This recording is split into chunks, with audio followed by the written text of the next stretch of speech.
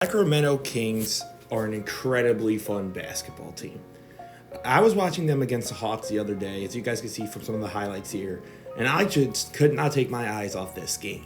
It was incredibly fun to watch, and it kind of made me go back and look at some other Kings games and realize this arguably might be the most fun team in basketball. According to Basketball Reference, they are fourth in pace, so how quick the game is played by them, and they are fifth in offensive rating. Now, while their defense, unfortunately, is 22nd, I would say as a whole, this team is just far too fun to watch. When you have guys like Sabonis, who is an all-star caliber forward, and then you have De'Aaron Fox, who is more than sure to be an all-star caliber guard, along with the emergence of Kevin Huerter as a pure shooter right now, this team has just been nothing short of awe-gazing to watch.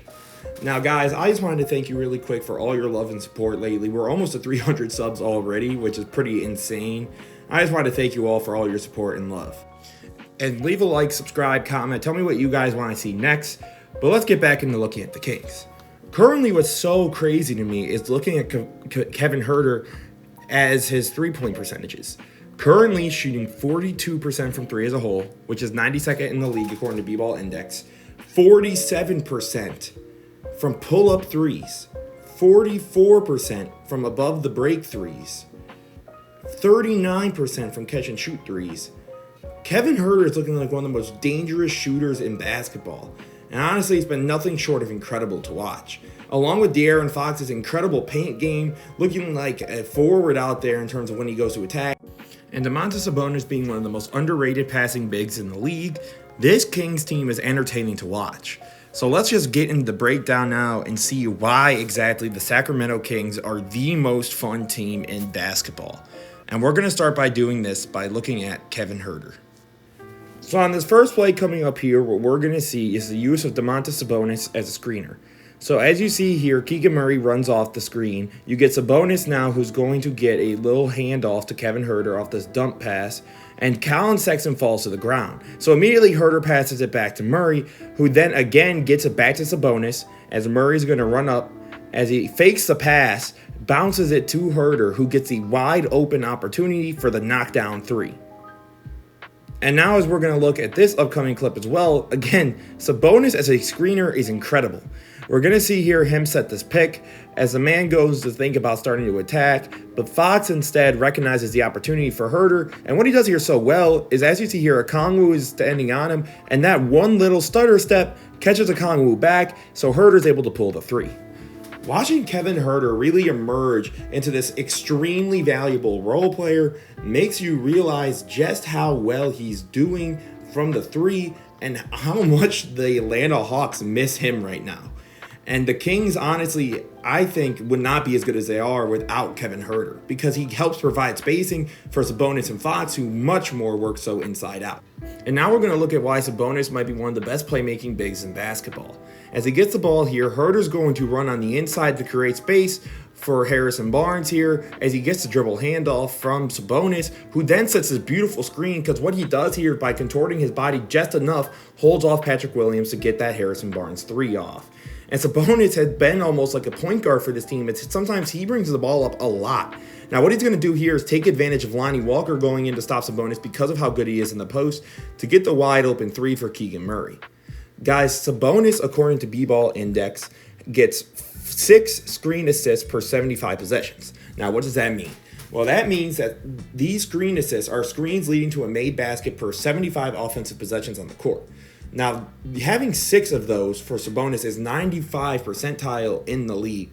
Sabonis as a screener helps this Kings team so much because they use so much motion. Sabonis is always moving, and through him is almost like a souped-up Draymond Green. Now, obviously, I understand he's far more offensively talented than Green, just in terms of what he does as a scorer. But I think that also helps my case to why he's a souped-up Draymond. Because he's so valuable inside the post, because he's so good at post-up shots, when he goes as a playmaker, defenses have to respect him. As you guys had saw some of these clips, when Sabonis goes inside the paint, sometimes he'll get a double or even a triple team. And because of that, he gets shooters like Huerter open or Harrison Barnes open and is able to then create opportunities for this Kings team, showing why they're such a good offensively rated team, as well as why they're just so quick and paced because they're always moving. And now, finally, we need to talk about the guy that has been here throughout it all, De'Aaron Fox.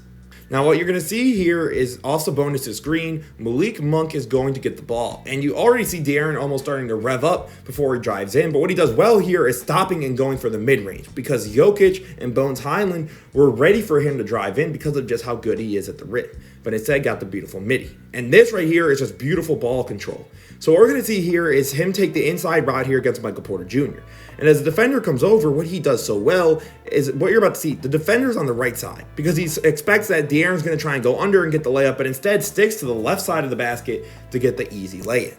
De'Aaron Fox has been playing incredible basketball, and while his three-point percentage has for sure cooled off since the beginning of the season, in part due to him being injured, we then see something extremely interesting when he goes into the paint. De'Aaron Fox has a 74% adjusted field goal percentage at the rim, which is a 92 percentile in the league. That is similar numbers to guys like SGA, Giannis, and other bigs and forwards in this league. And honestly, what I think this does is it just really creates the threat of this team. Because you have shooters like Huerter, because you have post-up guys like Sabonis, and then you have a extremely incredible slasher almost in De'Aaron Fox, who has started to get more going in the mid-range and the three-pointer. Now you have to respect this team at all three levels. And that obviously is going to make you one of the most dangerous teams in basketball. Now, guys, this team, as I've been trying to show you, is just incredibly fun offense to watch. But now we got to ask a tough question. How far do I really think this team can go? Well, right now, they're currently sitting at the 5 seed in the West as I'm recording this video on January 6th, as it probably is going to go out tomorrow. And currently, they are only a few games ahead of teams like the Clippers, the Blazers, the Suns, the Warriors, and the Jazz. But here's my thing with the Kings that I think is going to be important for them. They just need to make sure they get the right matchup. So, for example, right now, they would play the Dallas Mavericks. And realistically, should the Kings win that series? Yes. Do I think they will?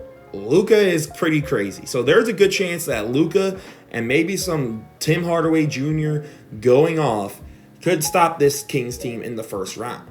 However, I think if they got to play a team like the Blazers or the Suns or even the Jazz, I think they have a real shot at getting a second round berth. Now, do I think that that's about their ceiling right now? And I think that's just in part because of how good the West is.